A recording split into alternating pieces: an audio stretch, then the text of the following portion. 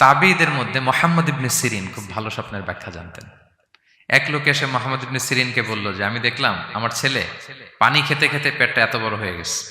এই একই স্বপ্ন আরেকটা লোকও দেখলো, দেখে এক মূর্খের কাছে জিজ্ঞেস করলো। সে বলল, সর্বনাশ, এত বড় পেট হয়ে গেছে, তোমার ছেলে তো মারা যাবে। ঠিকই কয়েকদিন পরে ছেলেটা মারা গেল।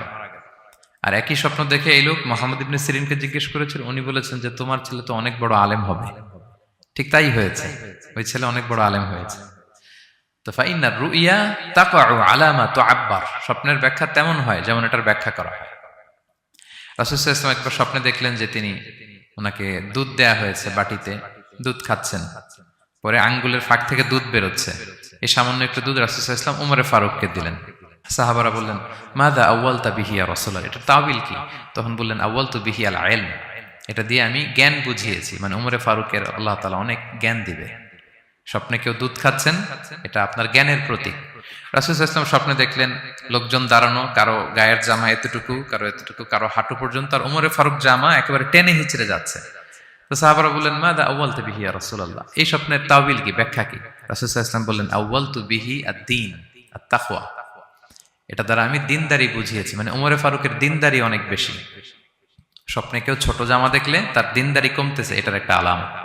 তো এই জন্য হুট করে স্বপ্নের কথা কাউকে শেয়ার করতে নেই।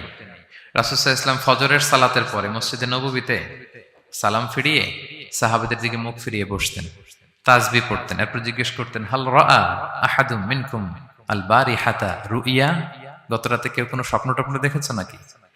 তো তখন সাহাবারা এই স্বপ্ন বলতেন, রাসূল সাল্লাল্লাহু আলাইহি ওয়াসাল্লাম ব্যাখ্যা করতেন। সুবহানাল্লাহ, কত সৌভাগ্যবান ছিলেন তারা। তাহলে স্বপ্ন বলা যাবে নাকি কাউকে? না। খুবই শুভাকাঙ্ক্ষী, আপনার একেবারে ক্লোজ ফ্রেন্ড, তাকে বলতে পারেন। আর অনেক বড় আলেম যিনি ভালো ব্যাখ্যা করতে পারবেন, আপনাকে গাইড করতে পারবেন, তাকে বলবেন, এছাড়া বলা যাবে না। আর খারাপ স্বপ্ন তো বলাই যাবে, আল্লাহ তাআলার কাছে পানা চাইতে হবে। তাহলে ঘুমিয়ে ঘুমিয়ে যেটা দেখি এটা কারোর কাছে বলা যাবে না। আর যেটা পাওয়ার আকাঙ্ক্ষা মানুষকে ঘুমাতে দেয় না, ওইটাও একটা স্বপ্ন। বলে না যে আমার জীবনের স্বপ্ন আমি এটা করব, এটাও স্বপ্ন।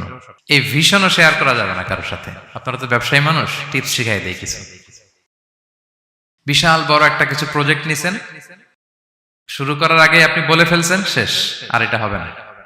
দেখবেন যে এখান থেকে কনস্পিরেসি, ওইখান থেকে শত্রুতা, ওইদিকে এটা করছে ওইটা করছে, আপনি আর আগাতেই পারবেন না। দুঃখজনক হলেও সত্য, আমরা বাংলাদেশিরা তো এগুলোতে অভ্যস্ত।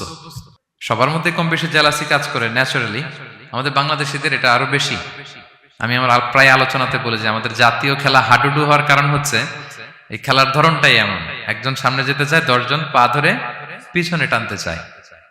তা আপনি আপনার ভিশন শেয়ার করলে বিপদে পড়ে যাবেন। আপনি প্রপার হোমওয়ার্ক করবেন, গ্রাউন্ড ওয়ার্ক করবেন, কাউন্সিলিং করবেন, প্রজেক্ট দাঁড় করাবেন, লঞ্চিং প্রোগ্রামের দিন সবাইকে জানাবেন। সব রেডি, এবার আর কেউ কিছু করতে পারবেন, এটা দাঁড়ায় গেছে, সব রেডি আমার। লঞ্চিং জাস্ট একটা ফর্মালিটিস, তারপরে আমার কাজ শুরু হবে। কিন্তু আপনি আগেই যদি সবাইকে জানায় ফেলেন, হবে এটা? স্বপ্ন শেয়ার করতে নেই।